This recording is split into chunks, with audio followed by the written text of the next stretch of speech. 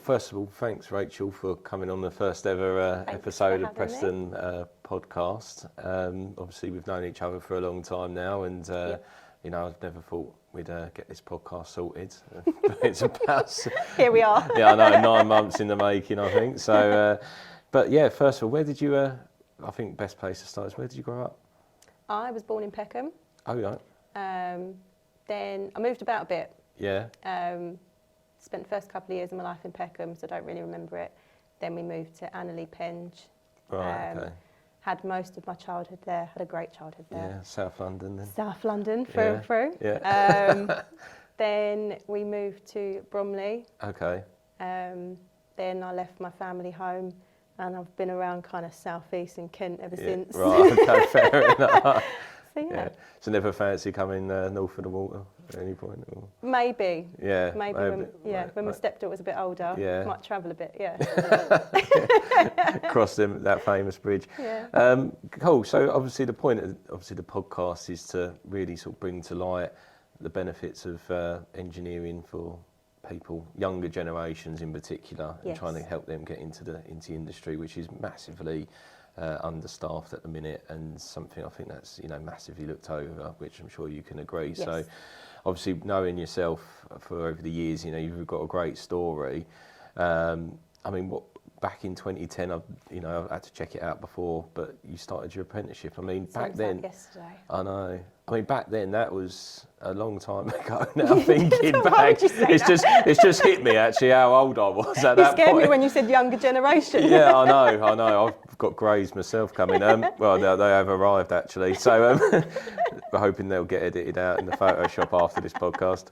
But yeah, no, I was just, what on earth made you become an electrician back in 2010? I mean, a lot of people would be thinking, honestly, that's not the career for a female. So back then, when you didn't have to stay in school till you were 18, oh right, yeah. I thought I'll go to sixth form because they drilled it into me that that's what your route was. You go to uni. I sort of remember that era. I think it was like, everyone was like obsessed kind with of uni, weren't they? Yeah, if you left school and worked at 16, it's because you wasn't clever enough to go uni. It was that sort of attitude. So yeah, I started sixth form, which was year 12. Okay. Done my AS levels. Kind of had in my head that I wanted to be a counsellor. I was very much about helping people. Right. Was very naive to the world at that point, and I was like, I can fix everything. Yeah. Wanted to be a child counsellor. Okay. So I thought, right, I'm going to go down the psychology route. Absolutely loved it, but hated everything else. Yeah. Then I thought to myself, if I go to uni, do psychology then, who's going to listen to a 23-year-old? I've got a 40-year-old couple in front of me talking to me about their marriage problems and who am I? Of course. And then I don't think I had the mindset to work with children because I'd want to adopt them all. So I didn't think I could step away from that. Yeah, that's quite a difficult job to do, isn't it? So I thought, why am I going to get into all this debt? So I went home and I said, Mum, Dad, I don't think I'm going to do my A2 levels, so my second year of sixth form. And they weren't happy because they thought that I was going to sit at home and do nothing. Right. They didn't care what I'd done, they just didn't want me doing nothing. Yeah. So they said, we'll make a deal, you can leave when you've found something else to do. Right. Whether it's a job, whether it's an apprenticeship. So I was like, well, I don't want to go get a silly job for the sake of it. Yeah. What can I do? At the time, I was obsessed with, what's the film? Transformers. Right, okay. Megan Fox fixing cars, and I was like, I want to be her. Yeah. So I was like, I'm going to be a car mechanic. Right. So I spoke to my dad, and he was like, that's amazing, but he said, there's not a lot of money in it unless you have your own garage. Or it's a long road. And he went, without being rude, especially because you're a young girl. And he went, what about any other trades? He said, think about the other trades. So I was Googling, and I thought, electricians seem quite clean. That's the cleanest one out of them. Yeah. I was always a tomboy growing up, but I still wanted to be presentable. Yeah. So I thought, I'm going to do that. So I literally Googled electrical apprenticeships, clicked on the first link, which was JTL. Right, okay. Training provider. Rung them, got an interview, done the test, passed, got a job. Happy days. Yeah, it was quite ridiculously simple. easy, yeah. And then, so it was kind of part-time college then, full-time work. Right, okay. I think it was I think it was day release for my first couple of years. Yeah. So yeah, first day on site was, ironically, a site in Peckham. Got told it was a school. Right. So in my head, in my little naive 17-year-old head, Yeah. I had like a caretaker vibe. Right, okay. Because I was like, it's a school. I turned up, it was brand new build. New build. Concrete site, yeah. Right. My mum walked me into the office, into the little temporary office, and they gave me steel toe caps, hard hat and gloves. And I was like, don't leave, Mum. I was like, what have I done? Where am I? Didn't have a clue what I was walking into. So were you doing like pulling cables then? Yeah, much? so my apprenticeship was kind of in, the company I was with had like industrial and commercial contracts. Right. So I didn't actually do any domestic work. But yeah, first day, got thrown in, gave me goggles and a drill. And I was like, how do I use this? And yeah, never looked back. Loved it from day one. Yeah? Yeah, because it was so different. I always grew up like, you know, those cars and airplanes that used to put all the bits together. Oh yeah, I was like quite a Airfix practical and all that kind kid. of thing. Yeah. So yeah, drilling stuff out on my first day was amazing. Yeah. And I think, well, like I said, I was quite a tomboy growing up. I was in Army Cadets. Right, okay. Done all the sports I could get my hands on. Yeah. Being around men was kind of normal. Right, okay. Yeah, I was going to say, what was it like being obviously that age, and then imagine on this construction site you've got all these so it's a South bit London different. geezers. And how old am I now? 31. So 14 years ago. Yeah. It was surprisingly different to today. Right. Because 14 years ago I felt like the world was a better place. Yeah. But compared, Yeah, of course. I got so much abuse. Did you? So much abuse. Oh, shit. And I already had a thick skin, but that made it. Yeah. Do you think that helped you sort of get prepared for future? Yeah, my confidence went through the roof. Yeah. And not like arrogance or anything like that. No. It was just dealing with tricky situations, difficult scenarios. I mean, we'll probably go into it, but there was a few moments that were actually quite scary. Yeah. Where someone followed me into a riser cupboard and wouldn't let me out. Oh God. Bloody hell. Yeah. Yeah. The comments that were made, but that's just the rare bits. Yes, of course. Day to day, it was such a laugh. There's nothing like a building site. There's nothing like a building site, and you're not stressed. You get given your daily jobs. Yeah, and you go home, don't you? You go home. You don't think about it. Yeah. You're done. Yeah. Start at 7, finish at 3. Yeah. Yeah, it was. I would recommend it to everyone. Yeah, of course. I would prepare them, yes. but I would recommend it. And would you say nowadays that the apprentices are, it's not as harsh? The stories I hear from new apprentices or kind of new engineers that I meet who have just done their apprenticeship, it wasn't half as bad. I mean, I saw people get locked in toolboxes, and right, okay. I had my tools stapled to ceilings, and I got cable tied to podiums, and it was fun, but it got absolutely terrorised as an apprentice. They were a bit more careful with me because I was a female. Right, okay. They were a bit scared of the the boundaries. The woman card, yeah, of course. the laws. Yeah, the law. Yeah, exactly. But I don't hear many of those stories now, so I think they're a bit more. Yeah. Yeah. So if anyone was watching this, it's safe to say that it's. You're a bit safer. You're a bit safer. Yeah, you're certainly not being cable tied in the modern day. There's a possibility. Yeah, I guess so. Yeah. But maybe. Have to edit that bit out. No one will want to be an electrician after that. So obviously you finished up with your apprenticeship, and how long was that?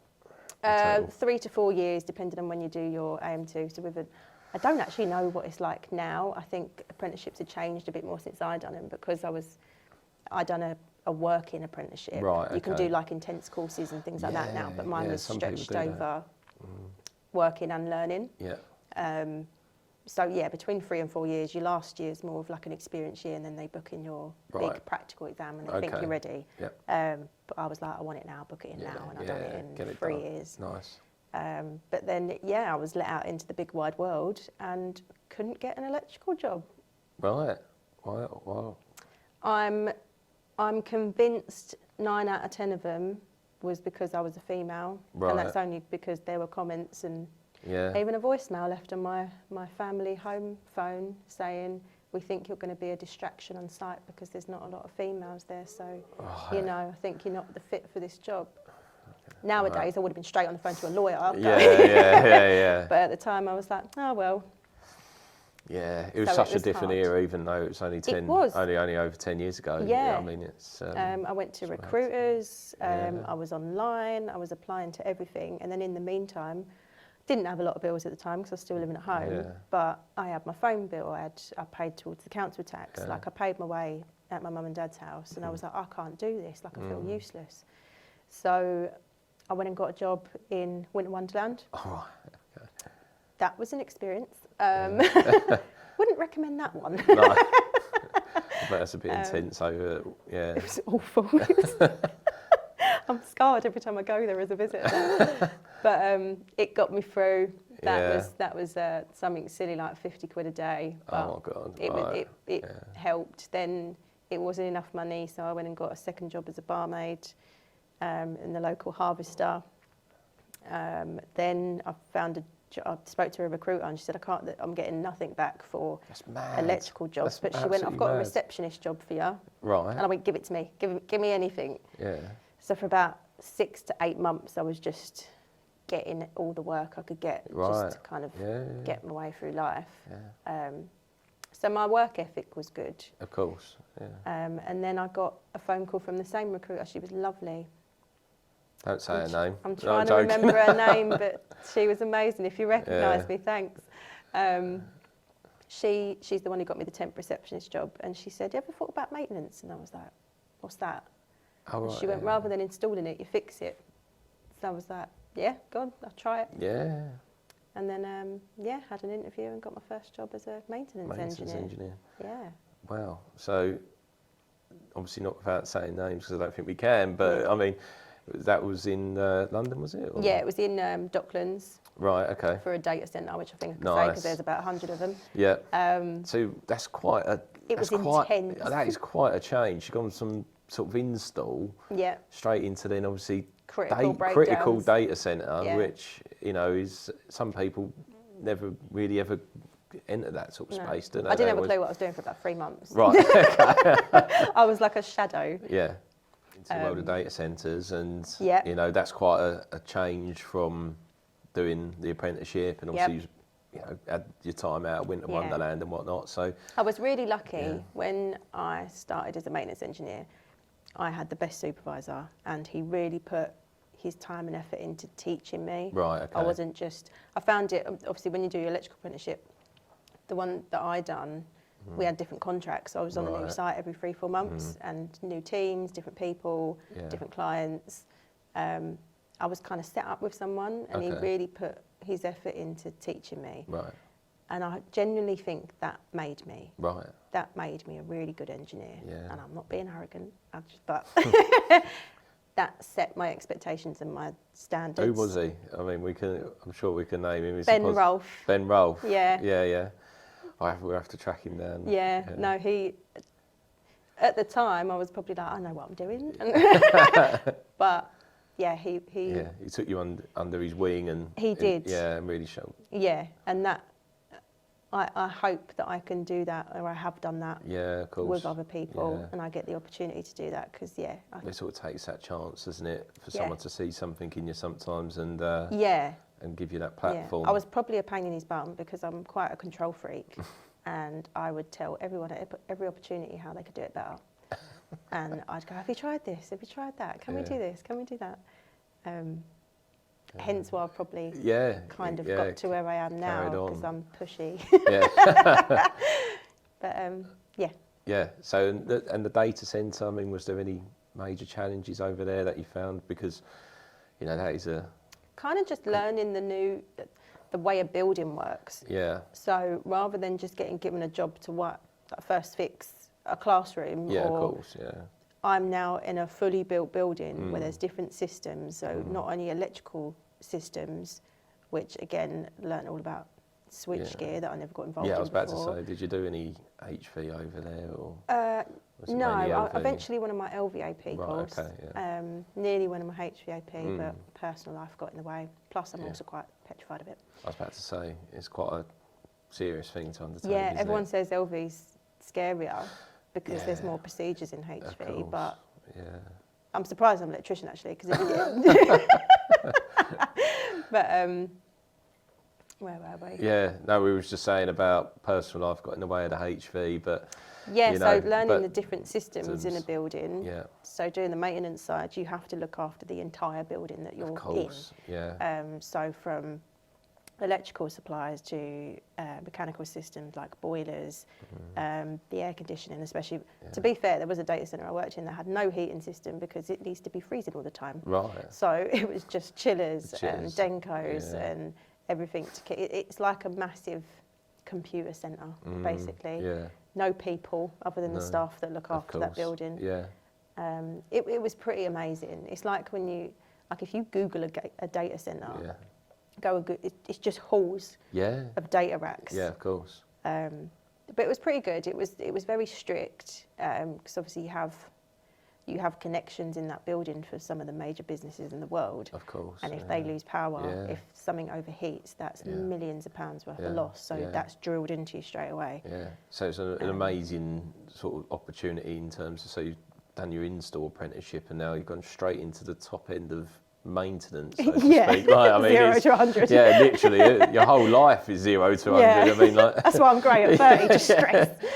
It's straight in, and I mean, that's incredible. Because now, obviously, data centres. I mean, more recently in the news. I mean, I think Rishi's signing them off everywhere. I mean, that was quite early days of data centres, I'd imagine as well. And I worked in a few. There was a few that our client kind of had around Docklands, so I got around to different buildings. It was a good stepping stone in my life, a good learning opportunity. Yeah. Would you go back to a data centre, do you think, in the future?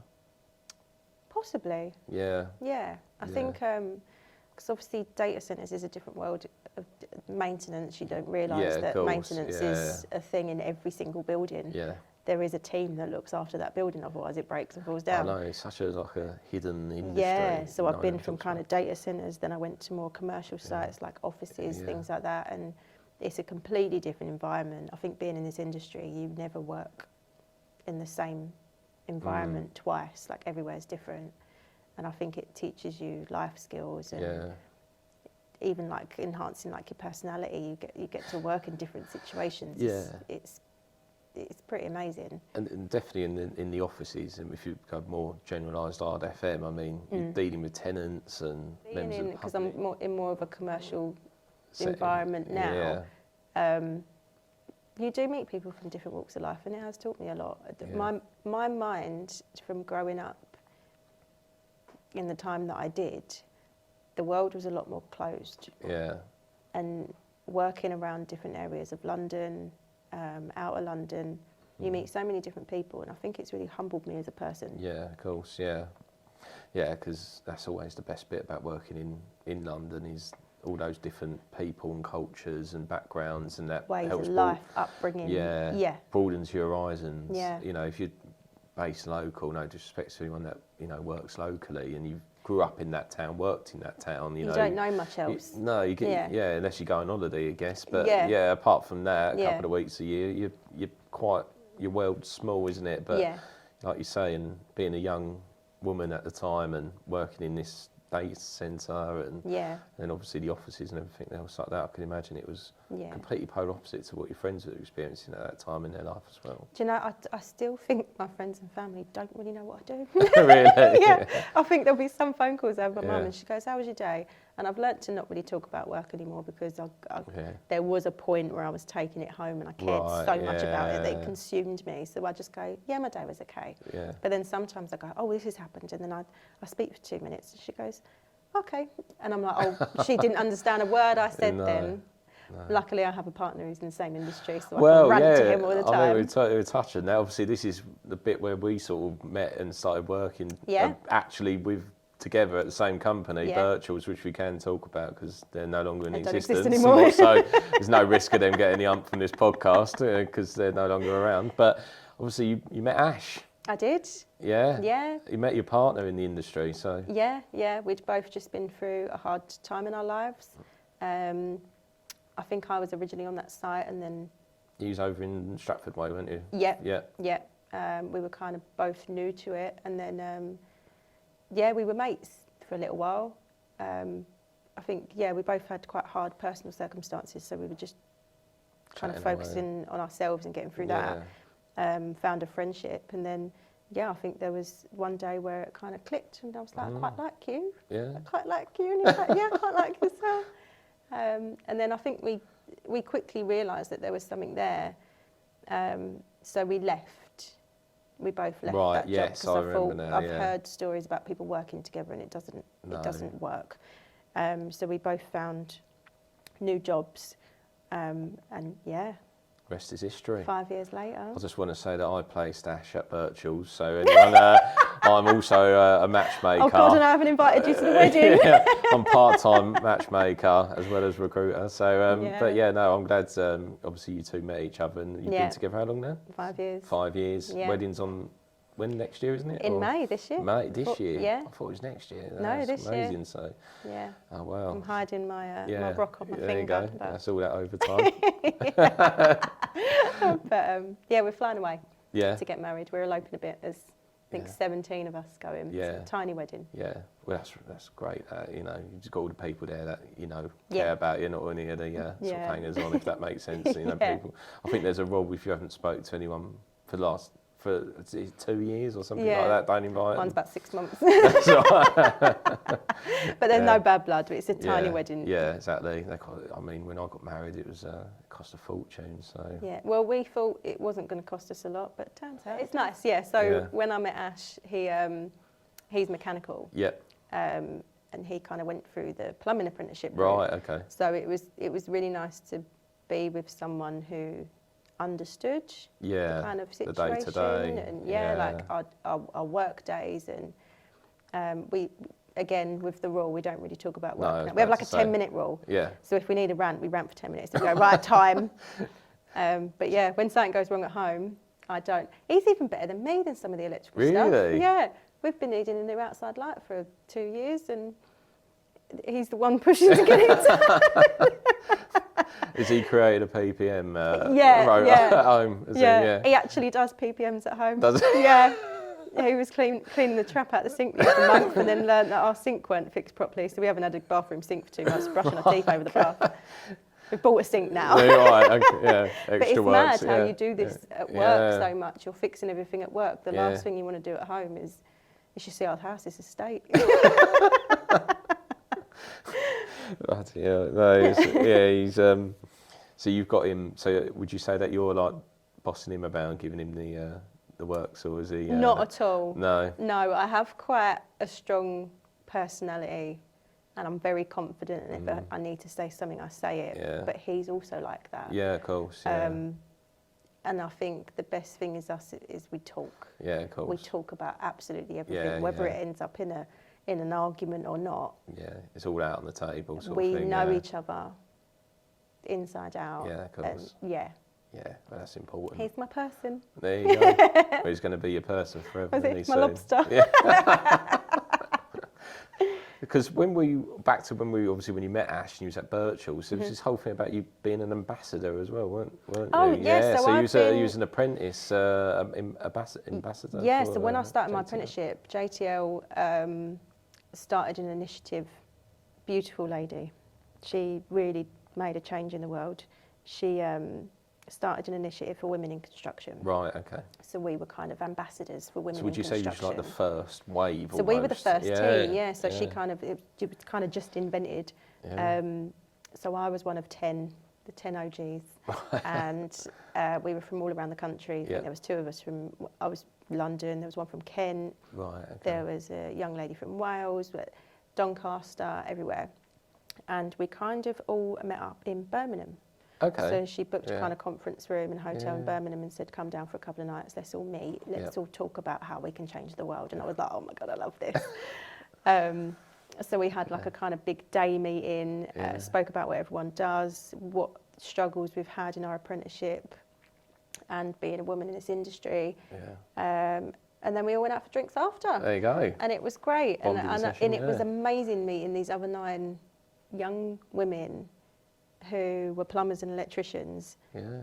and we were all so alike, but we were all so different at the same time. Like, we all had different upbringings, we all had different family lives, we all had different school experiences, different personalities. Like, there was this young girl who looked like a model. Right. And I was like, you must get absolutely harassed on site. Like, Yeah. you're so, like, girly. And even though I was still a bit, like, girly. I was quite tomboyish as well. And it was great to see that no matter who you are, any backgrounds, we're all doing well. Mm. Like, there's no stopping us sort No, of thing. of course, and there was this amazing, like, feel about it. And then she expanded, and then there was 20 of us, and there was 30 of us. And then she was such an influence on a lot of people because she got us into schools. I started doing visits to schools for, like, career days, and we'd have a stall, and people would walk past, and I go, guess what I do for a living? And then they go, makeup artist or hairdresser or receptionist. And I go, no, I'm an electrician. And they go, what? And I go, yeah, the money that I earn. I bet, yeah. And I'd draw these kids in to go, look at this way of life that you don't know about yet. I was picked up by local magazines and newspapers, and it was like we'd just been exposed. And it's all it was like, thanks to this initiative. I had, we went to the House of Commons, and I'd done a speech for Ed Miliband, and I was just about to make a comment. We might need to cut that bit on who was there and who was late. So I'd done a speech for Ed Miliband, kind of saying, this is what's happening. Yeah. We need to get more women in. Yeah, what can we do? Yeah. So that was good exposure. Then I started getting phone calls about radio interviews. Yeah, of course. Done a wonderful, interesting interview with. Yep. That was an interesting 5 minutes of my life, and it was so last minute because I was working at Gatwick at the time, and then it was kind of scheduled in for a week, and then I got a phone call that morning saying, sorry, it's been cancelled. Okay. I think it was like apprenticeship week. Right. And then they rang me back an hour later going, oh, it might go ahead. And I'm like, well, I'm at work, so can you just let me know if it's happening or not? And then I get a phone call 10 minutes later going, you're live in 30 seconds. And I was like, I had a drill in my hand and everything. And I was like, guys, give me 2 secs. Yeah. And that was a learning curve, having that interview, because I wasn't prepared for it. I was about to say, you're sort of thrown to the walls almost in terms of like the media and... I suppose, yeah. Yeah, in a way, I guess. Yeah, I think I've always been quite a chatty person, so it was okay, but the questions that I was asked, I wasn't prepared for. Yeah, of course, yeah, that's what I mean. So it's like I got thrown back into my classroom, because I think the conversation, it was supposed to be about apprenticeships, and the conversation was manipulated into, well, how do your parents feel that you didn't make the most of this country's amazing university education and schemes? And I was like, what? Yeah. And I said, my parents are really proud of me, thank you very much, because I'm not in debt, I've moved out young, I've learnt a trade, and I've got a career for the rest of my life. So no disrespect to anyone who does uni, because you need to do it if you want a certain career, but that wasn't my choice. So why are you making me feel bad about it? That threw me off a bit, and I thought, we need to do a bit more. Yeah, because the world still thinks this way. And it was another woman saying that to me. Well, yeah, that's the crazy part about it, you know, it's that, I don't know, sort of judgment almost. Yeah. So that made me... A bit like what you said earlier. Toughen up a bit more after that, because I was like, well, we still need to change the world, girls. And then certainly today, there's... from a recruiter's perspective, I definitely see a lot more CVs, and the last you see a lot more females now in the industry. Yeah, especially in maintenance as well. Yeah. It's seen as a bit more normal now. It's not like a woman's applied. Yeah. Yeah, it's a bit, I say normal, but. And definitely someone like yourself, obviously being very early to it, you've now got yourself into management and making your way up the ladder even higher. And put the tools down. Put the tools down. I missed them. And I mean, how's that been, sort of adapting to that? Because that's hard. Really hard. Yeah. Because it's been about a year now, hasn't it? Since I think you've been a contract manager. Yes. Yeah, just over a year, official management, where I don't have to wear boots anymore. No. I went from like engineer, lead engineer, supervisor, contract manager. So I've slowly got myself there. I've not just jumped into it, but there was a big difference between this job and my last job. Right, okay. I was still on the tools for my last job. Yeah. Hair tied back, no makeup, boots. Crack on if there's a problem, sort of thing. And I kind of done everything. Yeah. My steps every day were like 25,000. It was amazing. Bloody hell. Now it's about 8. But I wanted to make that move because, one, I was getting frustrated that I couldn't make the changes that need to be changed. Yeah. Because I wasn't in the position to. So I was like, I want to be in that position where I can see an improvement that's needed, or someone that I can help, or a situation I can help, and I can do it. Yeah, of course. I have that authority. And the second one, I would eventually want a family. So I thought I can't be 8 months pregnant up a set of steps with a screwdriver in my hand. So yeah, there was a lot of decisions. There was a lot of reasons that I kind of thought, right, I'm going to step into management now. If it doesn't work, I've always got a trade to go back on. Yeah, exactly. But I'm enjoying it. It's, yeah. And you've enjoyed being in the management role for the last 12 months now. So what do you see the future holding on that front? Director? Well, I think technical manager? Honestly, I don't have a clue.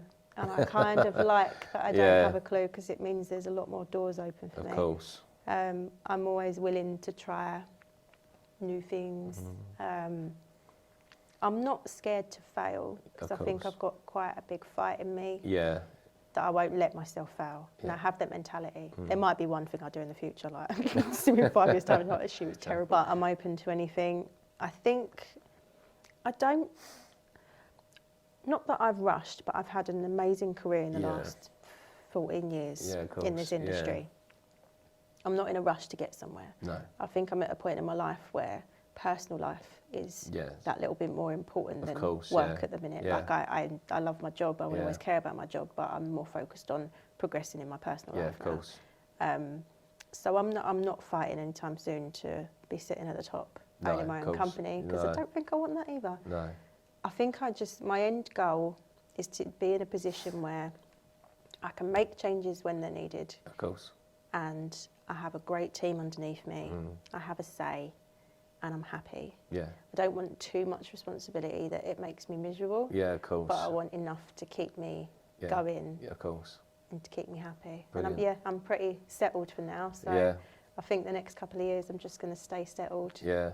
You're enjoying it, and that's the most important part. And obviously you've got the wedding coming up, and any maybe babies on the way in the future and stuff like that. You never know, I guess. Yeah. But yeah, you're definitely in the right place. I'd like place. that as a possibility, but you never know what's going to happen. You never know what's going to happen. It'll come around the corner. So. Yeah. So what would your advice be really now, looking ahead, for anyone else that wants to get into the industry? And I think the first bit of advice would be, it doesn't matter about your age. No. You can always make a change in your life, no matter whether you're fresh out of school, you're currently in school, you don't know what you want to do, or if you're 10 years into a career that you absolutely despise and you want to change. I've seen that before. Sorry to cut across you there, but we've had people, we've placed into jobs, particularly in FM, who were like investment bankers and I recently worked with a chef. A chef, and they just got the anymore? And FM's always great like that, the apprenticeships and the training schemes that are about nowadays are so different to what route I took. You can do it any way you want that fits around your life. There's intense courses, there's weekends, long courses, there's part-time courses. I think everyone should understand and kind of try and work towards pushing this as a real career. I know. The opportunities that I have are unbelievable. And this industry, it seems like such a small industry to the outside world, but it's endless. Yeah. And you could go in any route you want, like administrative side, engineering side, management side. I think, honestly, I will persuade everyone I speak to try and do it, because they won't regret it. Because everyone I know that's ever gone into it have never left it. No. You get fully hooked in. Yep. This is me for life. Yeah. and everyone's so friendly in FM as well, and data centres as well. You know, there's no, you know, no disrespect to any other sectors, but you know, you can sort of get your arses and stuff. But like particularly in these, everyone, you know, it's such a sort of positive group. And I think with a lot of other jobs, it sometimes becomes a bit samey. And I think with this, our whole entire goal in this industry is to create, maintain, fix. There is always a reward. Always. At the end of every day, you have made a change. And I think that keeps that buzz. And also, sorry to be so like blunt, I guess, about it, but the money involved, like for the obviously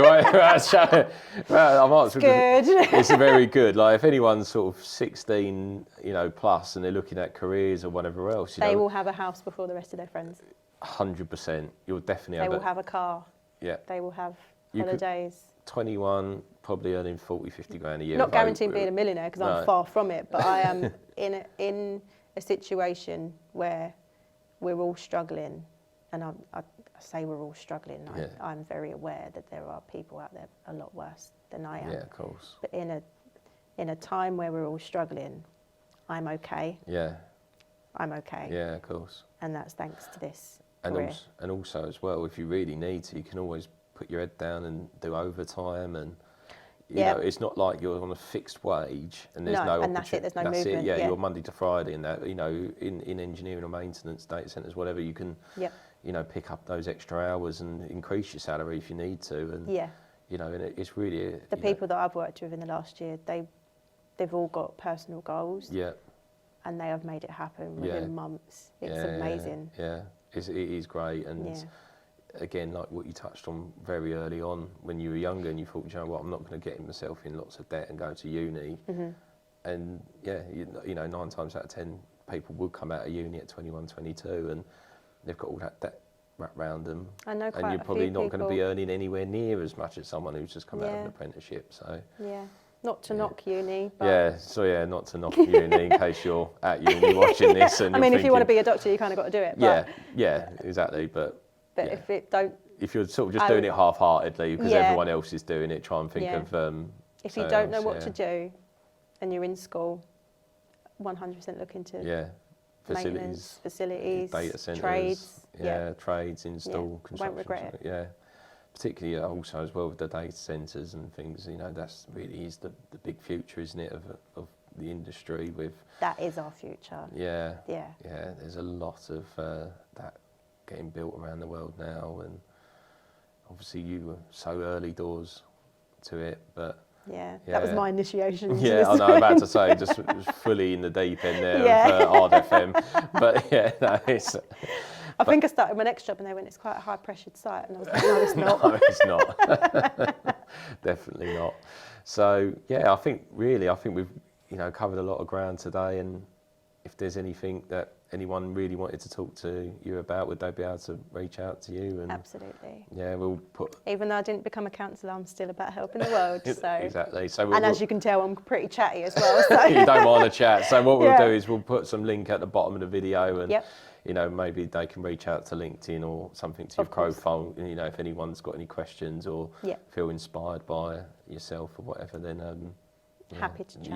You can have a chat and put them in the right place. So yeah, definitely. Great. Well, thanks, Rachael, for coming in, and thanks for being my first guest. And I really appreciate everything you've done today. And let's hopefully catch up again and, you know, go from there. Yeah, definitely. Thanks Round so much. 2. Let Round me know. 2. There you go.